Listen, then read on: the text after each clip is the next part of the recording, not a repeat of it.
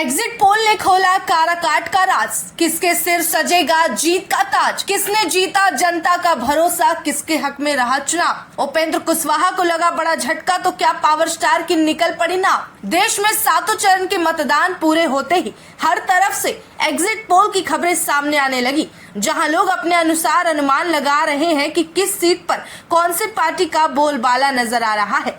ऐसे में बात बिहार में हुए चुनावों की कर लें तो कई लोकसभा सीटों में हॉट सीट बना काराकाट इस वक्त सबसे ज्यादा इंटरेस्टिंग लग रहा है।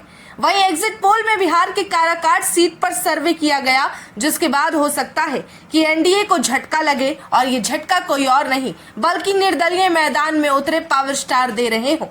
दरअसल लोकसभा चुनाव 2024 के सभी चरणों के मतदान 1 जून को खत्म हुए और 4 जून का इंतजार हर कोई करने लगा, क्योंकि उस दिन नतीजे सामने आ जाएंगे। और अगर एग्जिट पोल के अनुमानों की बात कर लें तो बिहार में एनडीए को 10 सीट का नुकसान होता दिख रहा है। वहीं इंडी गठबंधन की बात करें तो 7 सीटों के फायदे में नजर आ रहा है। हालांकि बिहार के लोकसभा सीटों के अनुमान की सबसे ज्यादा बात काराकाट की हो रही है। काराकाट सीट पर एनडीए गठबंधन की ओर से उपेंद्र कुशवाहा ताल ठोक रहे थे। वहीं भोजपुरी इंडस्ट्री के सुपरस्टार पवन सिंह निर्दलीय चुनाव मैदान में उतरे हैं। इनके अलावा इंडी गठबंधन से सीपीआई एमएल के टिकट पर राजा राम सिंह कुशवाहा उम्मीदवार हैं। काराकाट लोकसभा सीट पर एनडीए को झटका लग सकता है, ये अनुमानित है। राष्ट्रीय लोक मोर्चा दल के अध्यक्ष उपेंद्र कुशवाहा की सीट उनके हाथों से खिसकती दिख रही है, यानी कि हो सकता है कि इस सीट पर पार्टी प्रमुख उपेंद्र कुशवाहा चुनावी मैदान में